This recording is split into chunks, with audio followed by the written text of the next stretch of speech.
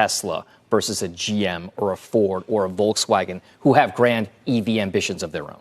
I think all of the OEMs, the major manufacturers, are actually doing pretty well. In this video, a so-called expert lulls potatoes into a false sense of security about the state of legacy automotive manufacturers, comments that won't age well and comments that I'll be sure to revisit and roast in a few years' time. Sorry, not sorry. Some new research from Morgan Stanley regarding Tesla's next-gen $25,000 vehicle and the inevitable invasion of Chinese electric vehicles that will accelerate the demise of legacy automotive. And before we get into it, if you'd like more content, head over to Patreon and join. There's over 300 exclusive videos already available in the archive, plenty of new content continuing to drop. Plus, you can access my Tesla fair valuation, formerly known as price targets, and there's optional access to my Tesla valuation model at the investor support level and above. And just wanted to say a massive shout out to everyone who subscribed over on Twitter for exclusive content you'll find nowhere else. We're fast approaching 1,000 Twitter subscribers, and it's been less than a month. Unbelievable. Thanks for the support. If you'd like to join Patreon and or subscribe over on Twitter, click the links in the pinned comment. I'll see you over there. So if you take a look at the way that it stacks up to those guys,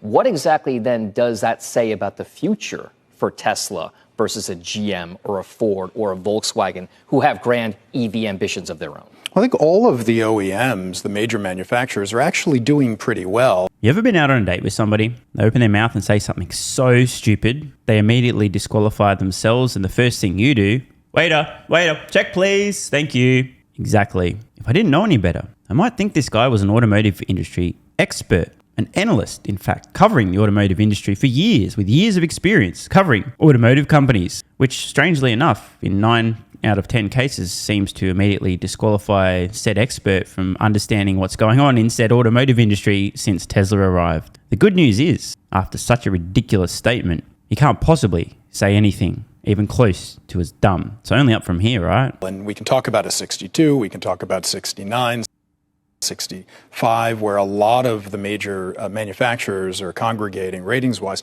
and those are low-risk ratings. So after this ridiculous sounding statement about legacy automotive manufacturers and some numbers, I did some digging, and this guy works for Rapid Ratings International. Let's read what they do. Rapid Ratings is a technology firm that provides information on the financial health of public and private companies around the world. You notice he was referring to certain numbers, right? Automotive companies clustered in that 60 plus range, right? Therefore, they're really healthy financially speaking. Yes. Low risk? Yes. This is going to age well, isn't it?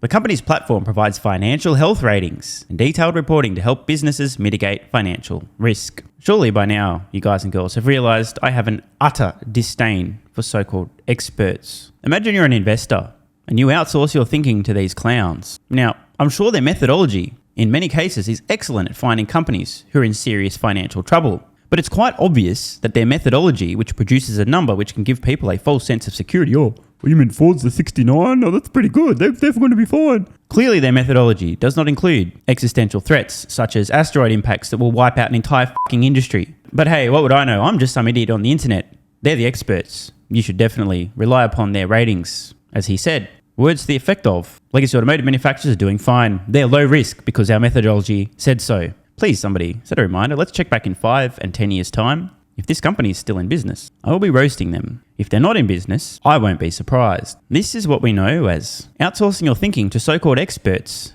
and gaining a false sense of security. Another great example of this would be the Guidehouse Insights Autonomy Leaderboard, which still has Tesla dead fucking last. This is why it's so important to think for yourselves. Even if somebody tells you it's safe and effective and for your protection, not their quarterly profits. Did I say that out loud? No, I didn't. Over 90% of companies that have failed in the last 20 years have been rated 40 and below. So the companies that are rated 60 are actually really quite strong. I look very much forward to hearing from this guy a few years from now, back in the mainstream finance media. We are so shocked and surprised. This is one of the first times in our company's history in which we were rating a company's financial health as quite good, and within a few years, they were bankrupt. Definitely no flaws in our methodology. It's just a massive outlier that no one could possibly have seen coming, except a few obnoxious twats on the internet. What Tesla has that others don't is the ability to experiment with things like pricing, and you're seeing that now. And that's a way to capture market share at a time when many people are afraid to buy new cars because they've become so expensive. So you've got a perfect storm in autos, like a lot of other industries, where you've got high inflation, you've got recessionary concerns, you've got the move to EV, which can provide even more costs and embed more costs, and you've got supply chain challenges. So Right. all of those kind of wrap together, and Tesla's in good shape. It's fascinating that basically your analysis suggests Tesla's price cuts come from a position of strength and not desperation, and that's obviously been, an argument point in the market. Now, I'm not one to make sweeping generalizations. Who the am I kidding? Of course I am. And here's another sweeping generalization. Literally 100% of the people who thought Tesla may be cutting prices, not from a place of strength or because it's part of their 17-year-old master plan, but because they were desperate, is a fucking potato who doesn't know what they're talking about. I don't know when the penny's going to drop. Tesla's going to keep cutting prices. Potato is going to keep thinking they're doing so because they're desperate, ignoring their master plan, ignoring their plummeting costs. On the occasions when Tesla increases their prices, tumbleweeds, because that contradicts their narrative. And if they contradict the narrative, they might be wrong. And being wrong hurts. And therefore, I'm not ever wrong because that would hurt too much. Therefore, there's no demand when the prices go down.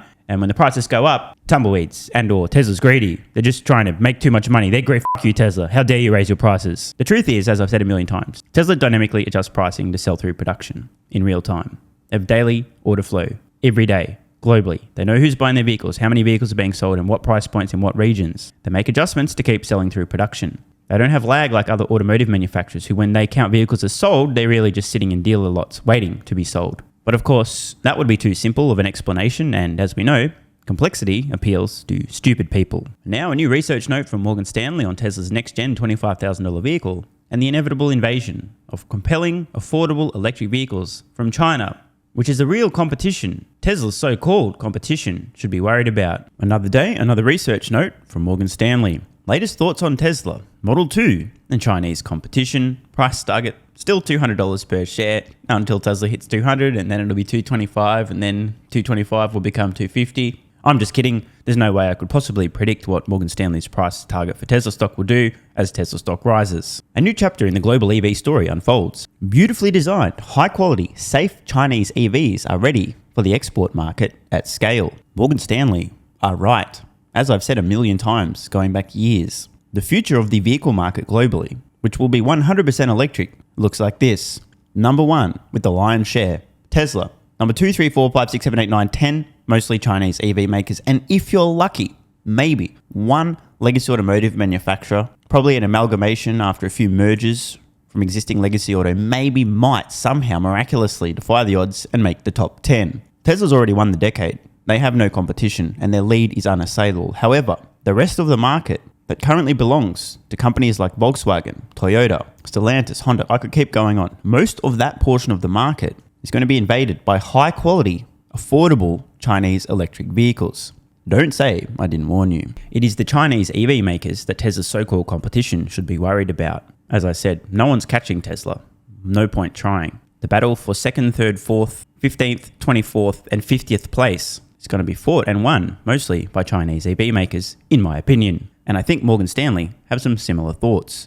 In our view, it's not a matter of if they take share, but how much and who loses the most. You know who loses the most? Toyota. I mean, bro, this is so fucking obvious. It's embarrassing. Again, I've got to put it on the record. Toyota's rapid fall from grace is going to be a serious Kodak moment, a blockbuster moment. They're still the world's largest automotive manufacturer today by units sold. 5 years from now, I don't think they'll even be in the top 10, maybe not even the top 15, and they'll be bankrupt before the decade ends unless they get bailed out by the Japanese government, which is a possibility after all. The Japanese economy is heavily reliant upon Toyota. Investors are witnessing a significant adverse narrative change on incremental EV demand relative to EV supply. What a fucking word salad. We see two primary regimes affecting change on the prices of EVs globally. 1, Tesla. 2, Chinese EV players. I couldn't agree more. If I didn't know better, I'd think Morgan Stanley were copying my homework. I've been saying this for a long time, but of course, if they were watching my YouTube channel, they probably wouldn't say so many dumb things about Tesla. As the largest, most saturated EV market in the world, a slowing of the Chinese domestic EV market has accelerated investor questions about a potential release of Chinese supply into the export market, potentially years ahead of expectations. So I've got to jump in here. It is true that the entire automotive market in China right now is slowing down. We're getting a false and confusing signal. Let me explain. In case you don't know, when the Chinese Communist Party wants something to happen, it happens. And in case you don't know, the Chinese Communist Party does not want people in China driving internal combustion engine vehicles. Guess what's happening? All the dipshit companies that were producing ICE vehicles, oh, they don't really mean that. Everything's going to be fine. We're going to keep making ICE vehicles. No need to worry about EVs. Are realizing that demand for their ICE vehicles is collapsing, and that collapse is accelerating. What does this mean? These companies, internal combustion engine vehicle manufacturers, are now dumping their vehicles at ridiculously steep discounts. Some of these things, I mean, they can't give them away right now. In some regions within China, it's near impossible to register a new ICE vehicle after you've purchased it, so why would you buy one? It's really important to understand this. A lot of people are getting confused. Oh, EV demand is slowing down in China. No. What's happening, there are a glut of extremely cheap, and I mean like half price or even cheaper, ICE vehicles flooding the market. Consumers who were previously going to buy an EV are like, fuck it, dude, I can get an ICE vehicle for half the price. I might just do that. People are conflating this as a lack of EV demand. It is not. It is a temporary blip caused by a certain dynamic in the market called extremely cheap, dirt cheap ICE vehicles. A glut flooding the market. So in my opinion, Morgan Stanley are way off the mark here. They're misinterpreting what's happening. That being said, the point about Chinese EVs being exported globally is still relevant, but not for the same reasons that Morgan Stanley are suggesting. I personally expect this glut of ICE vehicles maybe 12, 18, 24, maybe 36 months. And between now and then, sure, maybe this will incentivize some of the Chinese EV makers to begin exporting more vehicles globally a little bit sooner than they would already have planned to. But in the scheme of things, nothing changes. Big picture, long term, it was inevitable that Chinese EV makers, once scaled up and producing EVs profitably, or even not if they're willing to bleed a lot of money, would begin exporting high quality, economical, pretty decent electric vehicles globally and eating the lunch of the world's larger automotive manufacturers today. China EV players are continuing to set their sights on export markets. Imported and soon to be transplanted BYD and other Chinese OEMs vehicles in Europe are challenging the established hierarchy in global autos outside of China. Long-time auto analysts can point to the historic example of Japanese and Korean manufacturers who, over decades, established a foothold in international export markets when they had the capacity, quality, and distribution to do so. Absolutely right. This is so on point. Our China team thinks beautifully designed, high-quality electric vehicles with a Lexus-style fit and finish will eventually find their way to Western markets. And although I'm not personally part of Morgan Stanley's China team, I completely agree. They're on point. In our view, the speed of the China EV export story may take investors by surprise. It's time to consider the implications for Tesla, none, and the broader industry. Mass bankruptcies. We recently caught up with Victor of EVvolumes.com, which produces a product called EV Volumes that tracks the global EV industry and has unique insights into the broader EV market and Tesla specifically. Great resource, by the way. Following our conversations last week, we wanted to share a high-level summary of Victor's insights on a range of topics. What can we expect from Tesla Model 2, aka the $25,000 Tesla? Think of Model 2 as a smaller Model Y, not a smaller Model 3, designed to be LFP with 4680 cells to enable low cost. The small/compact SUV segment is huge in Europe, so Model 2 will be especially important in that market. Model 2 timing? Victor forecasts 700,000 units of Model 2 by 2025, mainly in China, which is a big market for smaller cars. Don't expect an unveiling of the vehicle until much closer to launch time versus previous launches. By the way, jumping in here, completely agree. Duh. Why?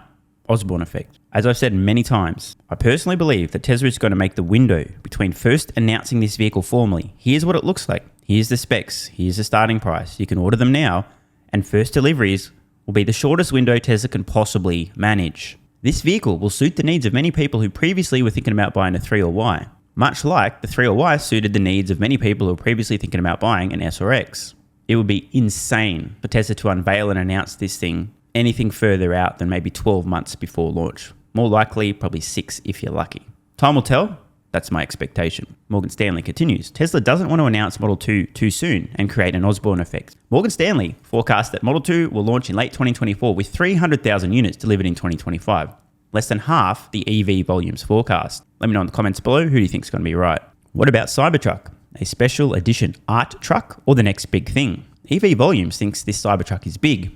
Much bigger than Morgan Stanley's forecasts. Victor forecasts Cybertruck volumes to eventually approach 500,000 vehicles per year, 450,000 by 2027, whereas Morgan Stanley, God damn it, sorry, I mispronounced that. Morgan Stanley are at 250,000 units per year when fully ramped, with roughly 75% of sales in the United States. So Morgan Stanley, who in this case I am going to refer to disrespectfully as Morgan Stanley, are expecting not even 200,000 Cybertrucks to be sold per year in the United States once ramped up. This will possibly be one of the most embarrassing underestimates in the history of Morgan Stanley as it relates to Tesla. Now, these folks have no idea. And I don't say this as a deluded Tesla fanboy. I say this as somebody with a brain. People have reverse engineered Tesla's reservation numbers on Cybertruck and created a public Cybertruck reservations tracker. It's true, many people who've reserved a Cybertruck may not follow through on that purchase, but you know what else is true? Many people who haven't currently reserved a Cybertruck are going to end up buying one. I can't believe that Morgan Stanley I just don't know what they're thinking. Wait, they're not thinking, they're emoting. It looks weird. We don't need to think about it more. The end. If anyone from Morgan Stanley is watching, I know they're not, but if they are, I highly recommend you go watch the second video I ever posted on this channel. Cybertruck is engineering genius and will be copied. A lot of people make this mistake. They immediately look at the Cybertruck and think, that looks weird. No one's going to want to buy that. The end. They ignore the utility, the functionality, the lack of maintenance, the near indestructibility of the exoskeleton, the stainless steel. I'm telling you guys, these things are walking billboards. Once the first Cybertruck deliveries begin and they start flooding roads and work sites, look the fuck out. How has the IRA changed EV investments? Victor believes the IRA will prevent and delay a lot of Chinese OEMs from entering the US market, as they will be reluctant to build a factory that lacks incentives, but China EV players will nevertheless sell some vehicles in the US. With respect to Europe, Victor expects there may be a response to the IRA, but only on a 4-year horizon. When the IRA came out, European companies essentially halted all their battery investments and focused on expansion to America for now. Victor believes the IRA significantly impaired the European battery industry in this regard. From the Tesla side, Elon Musk has long viewed government incentives with skepticism, as he believes taxpayer funds unnaturally incentivize relatively weaker players to stay around longer. What's the latest on the China EV market and expansion into export markets? The China data is clear. The domestic market is slowing, and car makers need to start exporting to other regions. There is a government mandate out of Beijing to begin exporting vehicles, and domestic players must have a plan for it.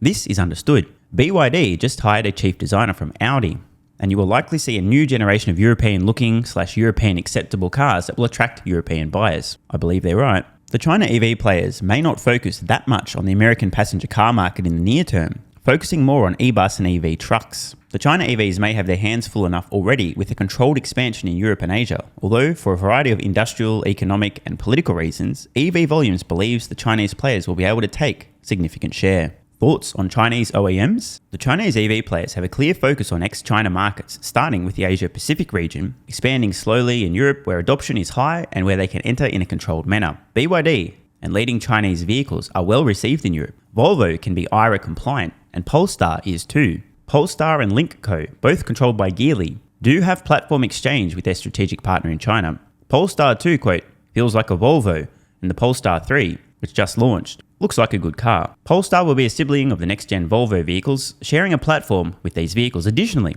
Polestar has a dealership network of Volvo for distribution. It is also worth noting that Volvo has some platform sharing with a strategic Chinese partner, and Volvo builds a lot of their cars in China. For many years, Volvo has been importing Chinese-made cars into Europe and other markets. And on to Tesla capacity expansion.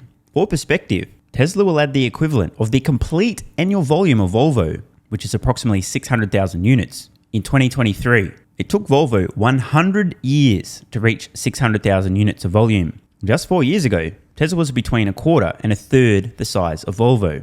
On the battery size, Victor does believe Tesla will probably not bring their own battery manufacturing to China, preferably to stay with LG and CATL there. On this, I suspect Victor may be wrong. I think Tesla will continue to buy batteries from LG and CATL and also begin their own battery production in China as they continue to expand. Time will tell. That said, of all the markets for Tesla to begin producing batteries locally, China is probably the bottom of the list. Already great supply chain there, low costs, plenty of innovation and scale. In Europe, Victor believes Tesla doesn't want to expand into the cell manufacturing in Berlin yet, preferring to scale the 4680 cells in the US first. Well, yeah, they kind of told us that. Tesla may import complete packs from China into Europe, further slowing down European battery industry development. Not long ago, Tesla had big plans to have local cell manufacturing in Europe. All this changed with the $35 per kilowatt hour production tax credits with the IRA. Tesla Europe. How much share can Tesla be reasonably expected to take? Spoiler alert, a lot. The team at EV Volumes believes that where there will likely be pressures, it shouldn't be too troublesome to gain share as long as they take good care of the employees. According to Victor, Tesla pays better than competitors, including VW in Europe, and has attracted a number of designers and engineers from traditional OEMs. These folks know their ship's going down, aboard the life raft, and now find themselves safe and sound, all aboard Tesla. Wise move. The compact SUV is the biggest segment in Europe. If the pricing is right, the Model 2 can potentially dominate in this segment. Facts have been spat. Not only can, but will. The pricing is going to be more than right. Even at launch, this thing will be a bargain and the prices will continue to fall precipitously after that point. So to recap, Morgan Stanley are massively underestimating Tesla. What a surprise, in particular the Cybertruck and also their next-gen $25,000 or so vehicle. They're accurately understanding that there's going to be an invasion of compelling, affordable Chinese electric vehicles eating the lunch of legacy automotive manufacturers. As we've discussed, Tesla has an unassailable lead and they do not have competition. The likes of Toyota, Volkswagen and so on should be concerned about Chinese EV makers, not Tesla. That's who will be eating their lunch. Tesla's going to be eating their breakfast and their dinner and their girlfriend. And we also heard from yet another purported expert from a company producing information that investors can rely upon that's not going to age well, and you can bet your fucking bottom dollar I'll be roasting these folks relentlessly in a few years' time when these companies, who apparently were in great financial health, are filing for bankruptcy one after the other. The lesson here, don't ever outsource your thinking to anyone. Use your goddamn brain, motherfuckers. Thank you. Oh, and speaking of using your brain, Athletic Greens AG1 has given me a massive, meaningful boost in energy, allowing me to do a lot more every day, including using my brain more and using my body more. I highly recommend you guys and girls check it out. Athletic Greens AG1 is an excellent way to fill in nutritional gaps. It's got 75 high-quality vitamins, minerals, and whole food source nutrients, plus prebiotics and probiotics and digestive enzymes and adaptogens to help you deal with stress. Plus, if you click the link in the pinned comment or head to athleticgreens.com/SMR, you can get yourself a 1-year free supply of vitamin D3 and K2. But don't take my word for it. Here's what some of you guys and girls have to say. AG1 has changed my life. I was, as you described, treating myself like a circus, ate like trash, rarely exercised, used alcohol as a stress crutch, cannabis also. AG1 is what gave me the kick in the ass, got me back to the gym, motivated me to do more for myself, family, my business, etc. Keep doing what you do. Now, I know there's some skeptics, the same kind of people who think Elon Musk is a fraud, reading this going, what do you thought? There's no way that's possible, bro. It must be a placebo effect. Believe it or not, this is a recurring theme. If you give your body everything it needs to feel and perform its best, including having a lot more energy, you'll need ways to use that energy. For me personally, that includes more exercise, moving my body more social activity, and more cognitively demanding tasks, including producing a ton of exclusive content over on Twitter and on Patreon, plus my daily YouTube uploads. The proof's in the pudding. On to another testimonial from a viewer of this channel. SMR, you asked me to provide feedback on AG1. Here it is. It has helped with mental acuity, stamina, and intestinal waste management. Can't read between the lines. It certainly helps with regularity and digestion. That's what the digestive enzymes are for. It has also dramatically reduced my cravings for sugar. You guys need to stop eating sugar. It's fucking poison. I'm 50, 5'9", and overweight, aka a fat motherfucker. I think that's a technical term for overweight, isn't it? Is it fat motherfucker or obese? I can't remember. I average 100 hours a week in the West Texas oil fields as a safety supervisor. Jesus Christ, dude. No wonder you're struggling to keep your weight under control. 100 hours a week. Brutal. It has helped me lose weight. It is not an appetite suppressant. It can help fat people suppress cravings, and motivation to be healthier is critical for changing your diet. Love you, brother. Again, this is a great point and something people really don't seem to grasp. If you have more energy, everything becomes easier. It's like turning on easy mode for life. A few years ago, before I was taking AG1, my health was trash. I was struggling to get through the day, had afternoon fatigue. The last thing I wanted to do was either use my brain or move my body. Didn't have the energy. Now, my biggest struggle every day is figuring out ways to use that energy. I'm exercising way more, doing a lot more with my friends and family, and of course, my work output has increased substantially. And you can fact check me. Check out the average length of my videos I was posting to YouTube 3 years ago. Need I say more? And one final testimonial. Love this one. Okay, here's the deal for me with this AG1 shit. I'm 41 years old and not the type to eat, drink, smoke, or sleep healthy, so I was skeptical. That being said, here's what I experienced. Day 1, meh. Day 2, afternoon fatigue was about 45 minutes late. Day 3, 0 afternoon fatigue. Day 4, 0 afternoon fatigue plus extra energy. Day 5, again, 0 afternoon fatigue plus energy, wondering, what the fuck, really? See, this is the thing, right? The results for many people are just almost too good to be true. This is the same experience I had. My afternoon fatigue just vanished out of nowhere. I'm like, wait, what the fuck? Why am I not tired in the afternoons anymore? Surely, it's not that AG1 is it? Turns out it was. Day 6 and 7, same thing. Day 8, same thing. Plus, I had the want to get things done around the house that I normally would slack off and not get done. Again, the point, extra energy, you'll need to use it. You'll find ways to use it. Day 9, 10, and 11, and today is day 12. I fucking love it. So however you managed to get me to buy it, I'm so glad you did. Thank you so much, SMR. It really changed me so far. Guys, this shit really works. Just try it. By the way, this is the reason I continue to relentlessly promote AG1. A lot of people get real fucking mad in the comments. Oh my God, snake oil salmon's sold out. Oh my God, he's a scammer. This is fraud. But constantly, I'm pretty sure everyone making these comments is also currently short Tesla stock. I'm not particularly concerned about people having a negative perception, those folks suffering from small brain syndrome, still living in my bum's basement syndrome, etc., writing mean comments, claiming AG1's a scam or it doesn't work. I mean, bro, when I get feedback like this is what keeps me going. And remember, there is a 90-day money-back guarantee. There's nothing to lose here. Just try this stuff for a month, and if you don't get these results, get your money back. See, it's a literal no-brainer. It's an IQ test at this point in time. Testimonial after testimonial after testimonial like this. Get your money back if it doesn't work. Just try it for a month, and if it doesn't work, get your money back. Today's the day. It's finally time. Be like this guy who was a massive skeptic, but finally, after 1,000 promotions in a row, caved in, tried AG1, and has results like this. Head to athleticgreens.com/SMR or click the link at the pinned comment, and please, let me know how you're feeling in a few weeks' time. Now, if you'll excuse me, time to put my extra energy to good use. I'll be recording some more exclusive content for Patreon and my Twitter subscribers. So click the links to the pinned comment, see you over on Twitter and or Patreon, and don't forget to grab your AG1. Love ya.